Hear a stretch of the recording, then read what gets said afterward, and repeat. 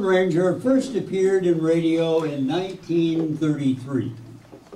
The fictional masked ranger fights injustice on the old American West with his Native American companion, Tonto. The character has become an enduring icon of American culture. The show proved to be a huge hit and spawned an equally popular television show, as well as comic books and movies. Departing on his white stallion Silver, the Lone Ranger shouts, "Hi-yo, Silver, away!" Tonto refers to the Lone Ranger as Kimosabi, meaning trusty scout or trusted friend. The catchphrases, the trademark silver bullets, and the theme music from the William Tell Overture are indelibly stamped into the memories of millions who came of age during the decades of the show's initial popularity. The Lone Ranger script we are going to perform to you today was originally broadcast on April 7, 1944. And this episode is called Footlights on the Frontier. The cast is as follows. The announcer, the White Smut. The Lone Ranger, Morris Donaldson. His trusty sidekick, Tonto, Harold Sigmund. Mike, a foreman, Orrick Smith. Julia, the White Hope mine owner, Lisa Illianna. Paul, Miss Julia's fiancé, Orrick Smith. The boy who works in the Busy Bee restaurant, Lois Daris. Oliver Hornblow, a Shakespearean actor, Pat Sullivan.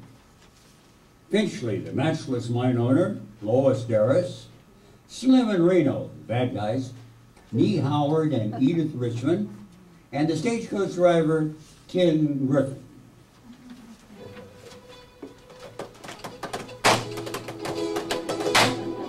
Hi-yo, Silver! A fiery horse with the speed of light, a cloud of dust, and a hearty hi-yo, Silver! The Lone Ranger, with his faithful Indian companion Tonto, the daring and resourceful masked rider of the plains, led the fight for law and order in the early western United States. Nowhere in the pages of history can one find a greater champion of justice. Return with us now to those thrilling days of yesteryear. From out of the past come the thundering of the hoofbeats of the great horse Silver. The Lone Ranger rides again. Come on, Silver. You gotta let there's danger on the trail ahead. Hi-yo, Silver! Away! The Lone Ranger is brought to you by Cheerios, the new and exciting breakfast cereal from General Mills. In the vastness of the Arizona Territory, there was no town more cheerless and foreboding than Quartzville. Situated in the midst of arid hills, it sprawled like a tired dog in the sun. Yet it was beneath these volcanic hills that nature had stored her richest silver ore. So there were many mines around Quartzville, and it was one of the deep shaft of one of them that disaster struck without warning late one afternoon. A tremendous explosion drove rock and gravel across the mouth of the lower crossdrift. 20 men were sealed in the mine's tomb, condemned to a living death. A steam whistle broke the awful news, and a few moments later, hundreds of frightened townspeople raced toward the entrance of the White Hope mine. Mike, is it true? Everybody's saying that... I'm afraid it's true, Miss Julia. Lower level of the White Hope. But Paul's down there. What caused it? No way of telling. Maybe one of the boys was using a short fuse. But they're not dead. They can't be. We've got to start tunneling. The whole bottom of the shaft is gone, Miss Julia. It'd take us 10 years to tunnel through that. There must be some way. We can't just stand here and let Paul and those poor men suffocate. You know the White Hope as well as I do. Ain't no way to... Unless... What? The matchless mine's right above us. Maybe there's a cross drift to the nearest... They're the matchless. That's it. I'll find Martin Finchley right away. Mr. Finchley, you must have... I heard the news, Miss Clark. One of my men just told me. Where did it happen? On the lower level. A rescue team just went down. Oh, it's horrible. Horrible. But Mike, my foreman, tells me that we'll never... Issued orders for my men to start work. I'll send them all down to the White Hope. That is so very kind of you, Mr. Finchley. I know you want to help. In every way possible. Mike says there's a cross draft in your mind, the matchless. We might be able to reach the White Hope that way. I never thought of that. But it's possible. The matchless is much older than the White Hope. As you know, I've been operating it less than a year. You must have sketches of the original diggings. Oh, I don't know if I have. They're here in the office someplace. I'll look for them. Oh, please do. Then maybe we can... What is it, Miss I Clark? just remembered. Mike has been in Quartzville longer than any of us. He helped dig every mine within 20 miles. Maybe he has the sketches of the matchless and the White Hope. Well, ask him by all means. And I'll look around here to see if I have any. Thank you, Mr. Finchley. You don't know how much I appreciate your help. Yeah, come to think of it, I did make a sketch of the old matchless when we sunk the first shaft. That's a good idea, Miss Julia. If you'll get them, I'm sure Mr. Finchley will help us with men, tools, and anything else. I got a crew down there working on the cave-in right now. As soon as I see how they're making out, I'll go over to my place and find those sketches. Oh, Mike, we will save them, won't we? Don't worry, Miss Julia.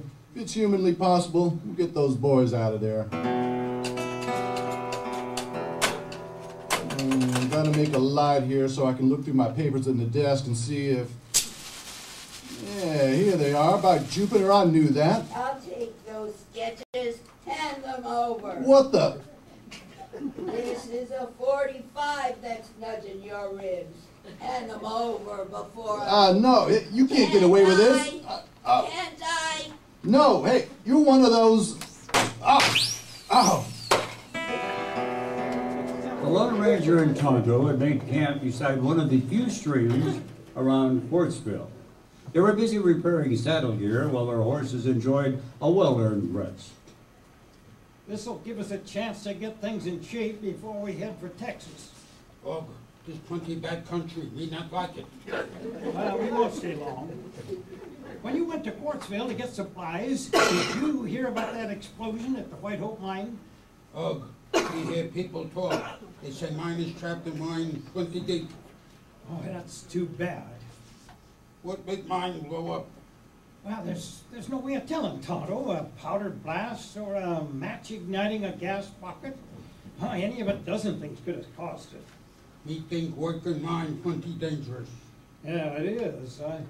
I wish there was some way we could help those men who are trapped down there. But I don't know what it would be. Oh. It was 2 days later that a stagecoach pounded along the dusty road from Tucson to Quartzville. Only one passenger had chosen this particular time to visit Quartzville, and he rode in the high box seat beside the driver. Oliver Hornblow was not a large man, but he made even dignity what he lacked in size. His black beaver hat might be dusty and far from new.